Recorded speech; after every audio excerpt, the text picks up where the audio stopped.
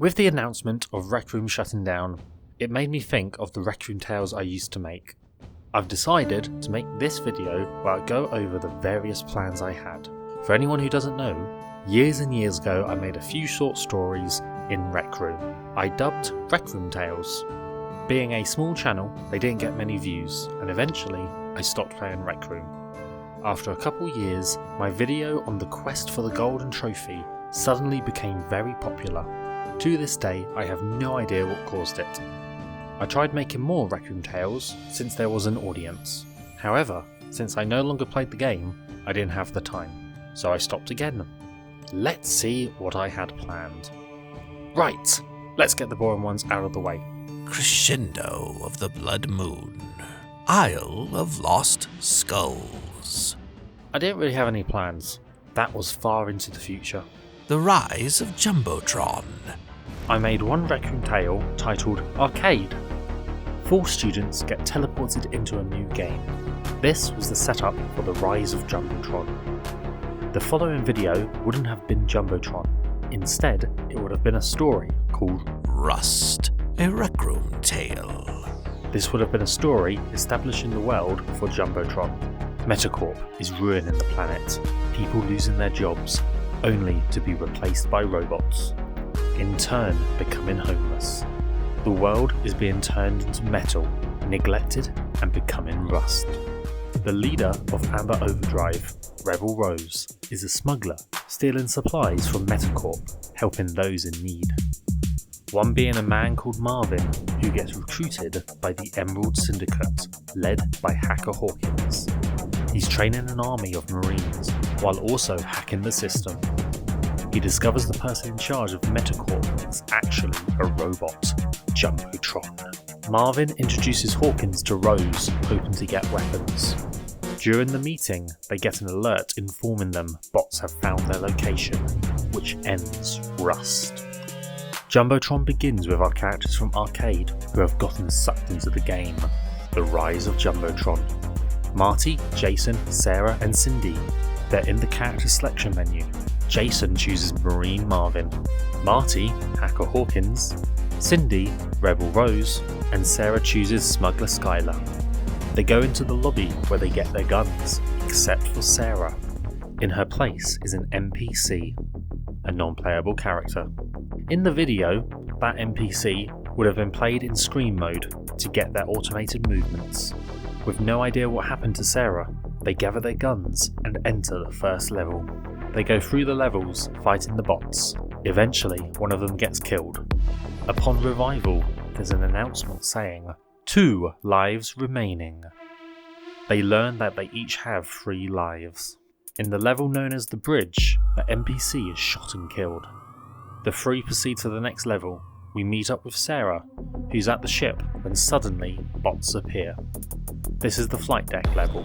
Marty, Jason and Cindy join the level aiding Sarah. After that, they enter the space level, where the characters are unable to talk to each other. They proceed through the levels, losing lives as things get tougher, eventually arriving at the boss level. They break one of the screens, causing a wave of bots. Defeat them, break another screen, and another wave. They realise they need to break both screens at the same time. Jason and Sarah go to one, Marty and Cindy the other. They don't time it right. Marty and Cindy's screen breaks first, and a wave is spawned. Jason gets shot. Marty rushes over, but also gets hit.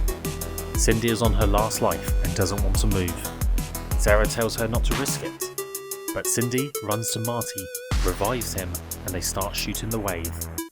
Sarah manages to break the screen.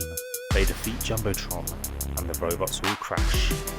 The 4 are freed from the game. Back in the lobby, on the Jumbotron screen, there's a cutscene of the playable characters.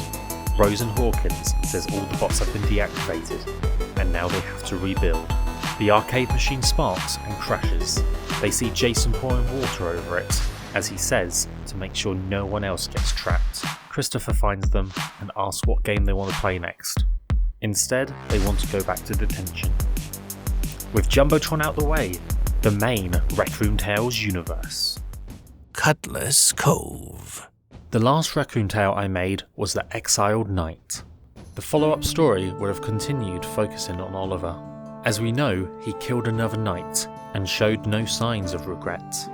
It would have been revealed that the knight he killed became evil and Oliver was protecting everyone, but with no evidence to prove it.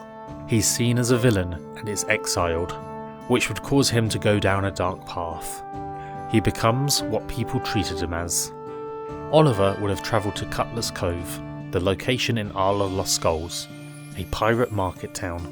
One of the first people he would have met would have been someone called Cole, a dragonborn. Using store items such as dragon wings, I wanted to create and introduce other creatures into the world. Maybe even people from Atlantis, which would be underwater. Oliver would have found the merchant and claimed to be a friend of Maria, the woman he killed from the exiled knight. Upon selling the potions, the bell in the bell tower would start ringing. Pirates attacking. After defeating the pirates, Oliver would have discovered the flintlock pistols and gone out into the world finding new weapons. No idea the exact details, but Oliver would have returned to the castle, being exiled without a sword and coming back with superior weapons. Not sure what would have happened from there. Enter the Drains. This one takes place after Monster from the Bog, and the main character was Ralph. I started building sets for it and even had a script. So, enjoy! Enter the Drains, a Rec Room tale. Underneath the castle in the sewers, Ralph and a squire walk through the drains, carrying torches to light their path, trying to avoid the brown water. The smell is awful. That's why we send squires to do this kind of work. And yet, here you are, a knight. Someone has to be in charge. That's not what people are saying.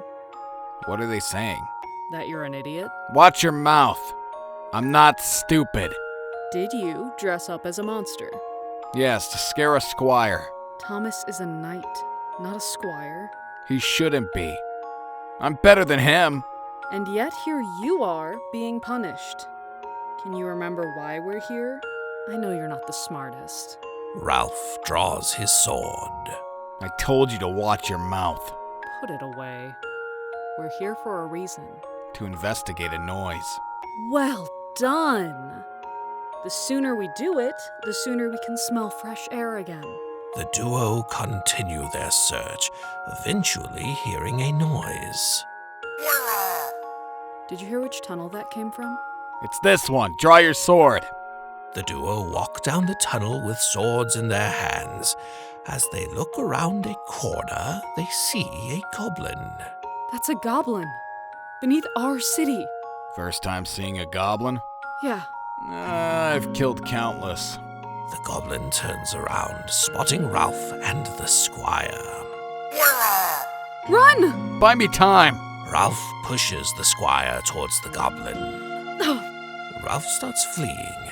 As the squire lands on the ground, her sword falls into the water. She looks up just in time to see the goblin. Inside a tavern, Ralph goes over to a table where Thomas is sitting. You and your squire friends need to grab your swords. Ugh, you need a wash. You smell like Didn't you hear me? Grab your swords! We don't have to do anything. I just escaped the sewers. That explains the smell. I barely escaped with my life. A goblin attacked me. Oh, did it now? A single goblin. That I know of. First a monster from the bog, now a goblin from the sewer. I'm not lying. It's a single goblin. You don't need to be scared. You just need a single arrow. Fine. I'll go kill it and prove you wrong. Ralph leaves the tavern. He returns to the sewers, this time with a bow and a quiver full of arrows.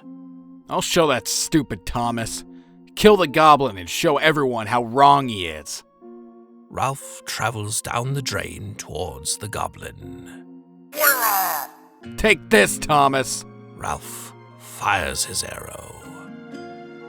Inside the king's throne room, the king stands with his sword drawn. For your bravery in protecting the castle when no one else would, I promote you from knight to captain. Rise, Captain Ralph. As Ralph rises, his armor changes from gray to yellow. Thank you, my king. I'd imagine we'll see more heroic deeds from you. Ralph makes his way to the training yard, finding Thomas and other knights. Listen here, knights. I'm your new captain. Who's excited to start training? Wonderful. The king makes his way up a spiral staircase. Entering a room, he finds a scholar. Greeting, Ava. Any idea how a goblin ended up in the sewer? My current working theory is that it hatched from an egg. An egg? So there could be more. Depends on how it got there. Someone could have thrown it away, or another goblin could be down there laying eggs. We could have a goblin army under us, waiting. We need to search the sewers. Which leads to the sequel story, titled Into the Sewers. This story would have been knights searching the sewers. This story I hadn't figured out, but would have been focused on Thomas and Ralph. Moving forward, the character Ralph was planned to be a dick who someone kept going up in the ranks. The Hunter. This Rec Room tale would have taken place after Quest for the Golden Trophy. An apothecary called Misk hires a woman called Aurora, who goes by the Hunter. Rather than to kill a creature, she has to go out and bring back a goblin still alive. She would need to gather weapons to capture the goblin. We would meet an old friend of hers called Timoth, who sells weapons. While asking for news, Timoth mentions King Nombo is scheming, to which she waves it off saying he's been scheming for years. Now, King Nombo isn't the king we know from Golden Trophy, he's the king from somewhere else. Timoth tells her that since the Goblin King died, the goblins have fled further into the forest. While searching, she stumbles upon a goblin camp before quickly being captured by knights. They take her back to their camp, where she meets their leader, Gukol from Golden Trophy. That would have ended the story acting as a part 1. Part 2, Gukol would have questioned the Hunter. We discover Gukol is called the White Knight not because he wears white, but because of his victory at the Snowy Gate, which could be a potential future story. Turns out the camp they're currently at is also a goblin camp, with a few kept as prisoners. After the Goblin King's death, the goblins broke off into different factions. Suddenly, goblins from the other camp attack. A fight breaks out, with the goblins deciding to retreat. Aiding in the fight, Gukol tells Aurora she can take one of the captive goblins back with her. She returns to Misk, claiming her reward. As she leaves, Misk says he'll call the goblin Gary, but part of me was tempted to call the goblin Kevin. That would have been the end to the story. The idea going forward would have been Misk trying to teach the goblin how to speak, maybe even experiment potions on it. One idea was to have the goblin saying no to the potions. Fimmel. I never really had a title for this Rec Room tale, but it would have focused on Fimmel. His story would have been set after getting his wand back. He sets off into the snowy wasteland. At night he finds a cave with 2 traders, who would have popped up in future stories when needed. When asked where Fimmel is going, he says he's returning home. From outside the cave, a wolf appears. Fimmel casts a spell shrinking the wolf who flees. Fimmel says the shrinking spell is temporary and should return to full size in a few hours. Eventually, Fimmel arrives home, the Academy of Mages. As he walks over the bridge, he finds arrows in the bricks and the door broken. The place has been attacked. Entering the courtyard, he finds destruction, as well as a single survivor, an apprentice named Jasmine. She explains how warriors from King Nombo, who was mentioned back in The Hunter, attacked the place, capturing everyone.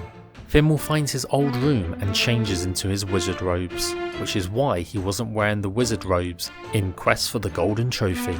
Fimmel goes off to rescue his friends. Jasmine joins him, picking up a bow and arrows from the courtyard, since she's still an apprentice and hasn't learnt magic. Arriving at King Nombo's castle, they sneak in through the sewers. A guard on patrol is nearby. Fimmel uses a silent spell, allowing him to blast open the sewer grate without making any noise.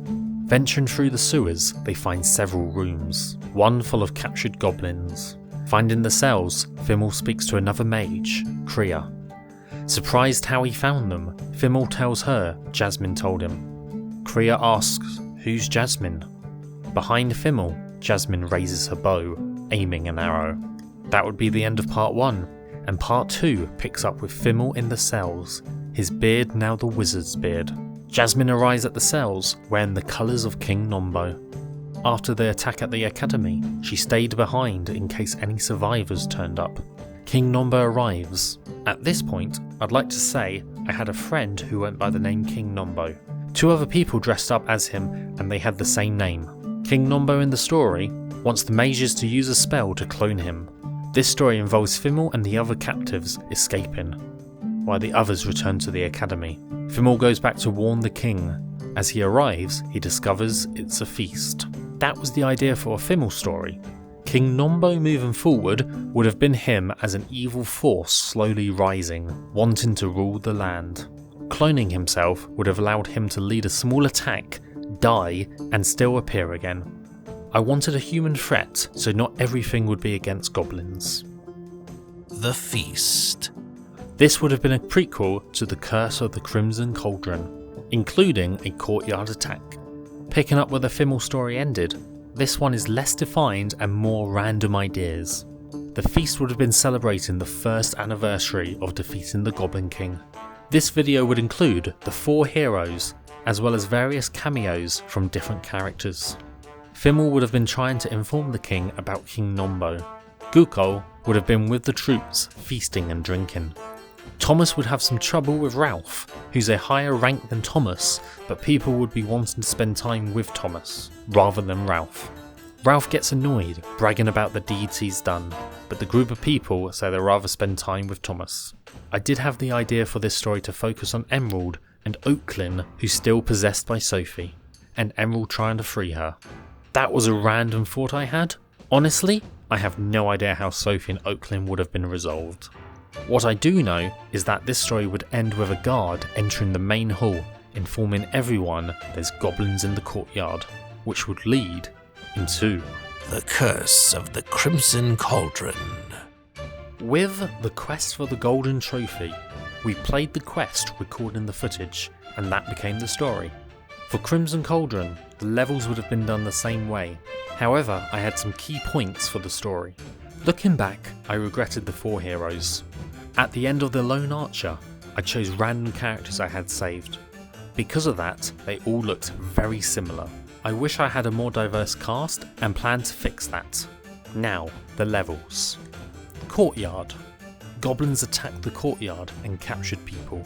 Knights have repelled the attack and reported it to the king, who asked the 4 heroes to rescue the captives. They set out on their new quest. Mystic Meadow. Fimmel gives everyone the revive potion and they go off, killing the goblins at the hunter's house, finding the note. If you remember, I introduced the hunter in a previous tale. During the fight with goblins, Fimmel dies. The potion didn't work. Some magic is affecting the goblins, cancelling out Fimmel's potion. The remaining heroes learn that they can die. Goblin Camp. Killing the goblins at the camp, they find the captives. Captive knights lead the civilians back to the castle. One captive stays with the group, a servant called Lily? Let's go with Lily. The goblins have been drinking a potion and they need to find the cause. She picks up weapons and armour from a knight the goblins killed. Dark Forest. The heroes encounter the witches. Arrows and swords deal no damage. The only thing that can defeat them is magic, which with Fimmel dead, they don't have. Lily has the idea to use their magic against them. Swampy Bog. Fighting at the bog, Guko's legendary gingerbread sword is hit by a fireball and goes into the swamp. Guko jumps in without thinking and dies. The actual bog monster appears. Thomas will probably have some comments referring to his tale. The hunter, Aurora, turns up to help defeating the monster. Mines. Fighting through the mines, Aurora tells them she's been searching for her friend. The goblins have been taking various captives. Crystal Cave. More fighting. At the end, Aurora tells the others her friend was the witch Agatha. She got corrupted by a red substance. If you remember, Agatha is the one who made the gingerbread sword. Bell Tower. Fight up the bell tower. Straightforward, really. Boss. Final attack, using her magic against her and defeating Agatha. Epilogue. The new heroes report back to the king. They report on Agatha as well as the deaths of Fimmel and Gilco. And that is all the ideas I had planned. It's a shame I never got to make more, but I stopped playing Rec Room and moved on. It's sad that it shut down, but I won't forget my time there.